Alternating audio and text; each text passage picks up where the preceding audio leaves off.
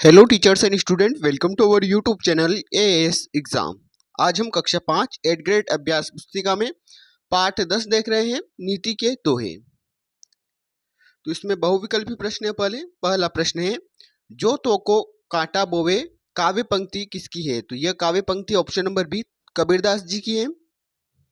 फिर है प्रश्न क्रमांक 2, विद्याधन उद्यम बिना पंक्ति के आधार पर विद्याधन कैसे प्राप्त होता है? तो उद्यम यानी मेहनत करने से, ऑप्शन नंबर ए। अब एक कविता के अनुसार बार बार अभ्यास करने से कौन सही हो जाता है? तो इसका आंसर है ऑप्शन नंबर बी मूर्ख। अब है कंचन कंचन तजत न कोई पंक्ति में रेखांकित शब्द के स्थान पर किस शब्द का प्रयोग किया जा सकता है? तो यहाँ पर सोना, ऑप्शन नंबर बी। अब है प्रश्न क्रमांक 5, पाठ में तुम्हें शब्द के लिए किस शब्द का प्रयोग किया गया है?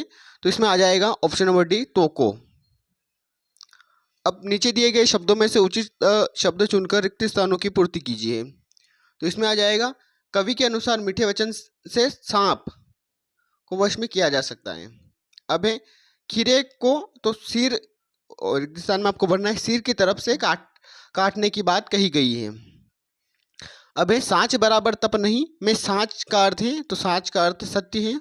फिर है तुलसीदास जी के अनुसार गंदे, रिक्त स्थान में आपको लिखना है गंदे स्थान पर पड़े होने पर भी सोना अपनी मूल्यता नहीं खोता। अब है बुरा जो देखन में चला पंक्ति में देखन शब्द का प्रयोग तो यहाँ पर आ जाएगा जग के लिए किया गया है।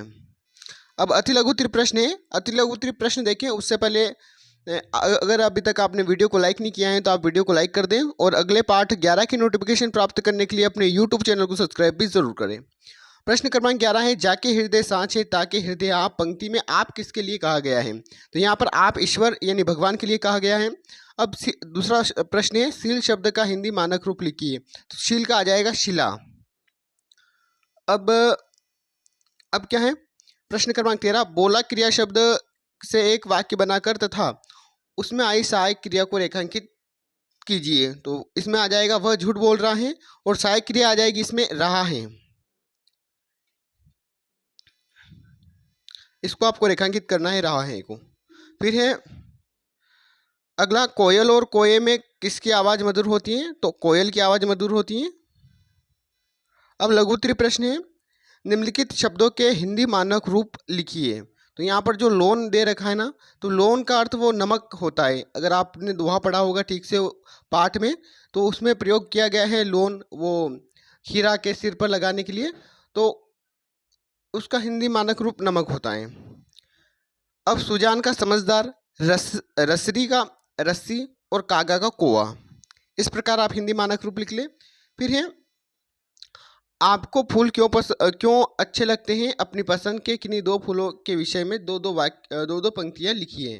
तो आपको लिखना है फूल कोमल व खुशबूदार होते हैं इसलिए मुझे अच्छे लगते हैं, मुझे गुलाब व मोगरा का फूल पसंद है। अब आपको गुलाब के ऊपर 2 लाइनें लिखनी है, गुलाब का फूल मुझे बहुत पसंद है, और दूसरा लिखना है वह बहुत कोमल होता है। अब मोगरा के फूल के ऊपर लाइन लिखनी है आपको, तो पहले लिखना है मोगरा का फूल सफ़ेद होता है, फिर दूसरी लिखनी है इससे इत्र भी बनता है। अब अगला प्रश्न है प्रश्न क्रमांक 17, हमें हमेशा अभ्यास क्यों करते रहना चाहिए? तो इसका आंसर है हमें हमेशा अभ्यास करते रहना चाहिए, इससे हम उस कार्य में निपुण हो जाते हैं। अब प्रश्न क्रमांक 18 है, दिए गए विशेषण शब्दों का उदाहरण के अनुसार संज्ञा शब्दों में परिवर्तित कीजिए।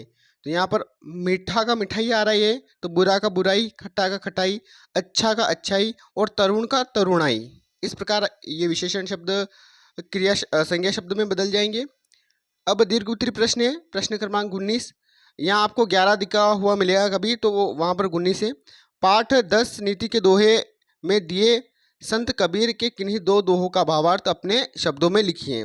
तो पहला दोहा अपने लिया, साँच बराबर तप नहीं झूठ बराबर पाप, जाके हृदय साँच है ताकि हृदय आप। तो इसका भावार्थ देखते हैं, सत्य के समान कोई तप नहीं और झूठ के समान कोई पाप नहीं है। जिसके हृदय में सत्य है उसके हृदय में भगवान वास करते हैं। अब दूसरा दोहा है, जो तू को काटा बोवे तो वही बोए तू फूल, तोको फूल के फूल है वाको है त्रिशूल।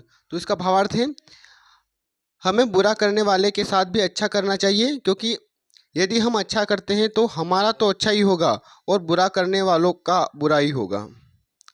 अब प्रश्न क्रमांक 20 है, मीठे वचन बोलने पर हमारे जीवन में क्या क्या लाभ होते हैं। तो ये लिखना है, जब भी हम मीठी वाणी बोलते हैं तो उसका प्रभाव चमत्कारी होता है।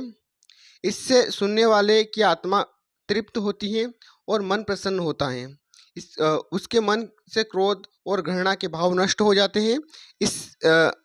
इसके साथ ही हमारा अंतःकरण भी प्रसन्न हो जाता है। तो अभी हमने पाठ 10 नीति के दोहे पूरा कंप्लीट कर लिया है। वीडियो पसंद आया हो तो वीडियो को लाइक करें और अपने इस चैनल को सब्सक्राइब ज़रूर करें, ताकि मैं अभी कल या परसों पार्ट 11 अपलोड करूँगा तो आपको तक उसकी नोटिफिकेशन पहुँच सके। Thank you.